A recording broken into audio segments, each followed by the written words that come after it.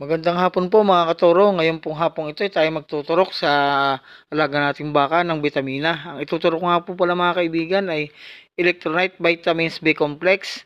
Yun po ay pampalakas ng baka. At bukod sa maganang kumain mga kaibigan, ito po ay panlaban na rin ngayon darating na taglamig ngayong Disyembre mga kaibigan. Ang ituturok ko nga po pala mga kaibigan ay may dosage na 8 ml. At ito po ay inyong panuorin para po kung sakaling kayo walang karanasan ay malaman ninyo kung paano diskarte sa tamang pagtuturok ng bitamina sa ating alagang baka. Yan po yung ating pitik-pitikin lang o tapik-tapikin para po dayain natin yung baka para hindi po masyado niyang maramdaman ang sakit ng hiringgil niya mga kaibigan. At kapag naramdaman na natin ang ating alagang baka ay medyo tumigil na, ay pwede po nating iturok na katulad po ng ginawa ko. Napakasimple lang po mga kaibigan ng pagturok. O katulad yan, tapos na. Pagtapos, atin pong medyo masahihin ng konti para po naman yung kanyang gamot ay kumalat kaagad. So, ganyan lang po lang mga katoro yung pagturok sa ating mga alagang baka ng bitamina.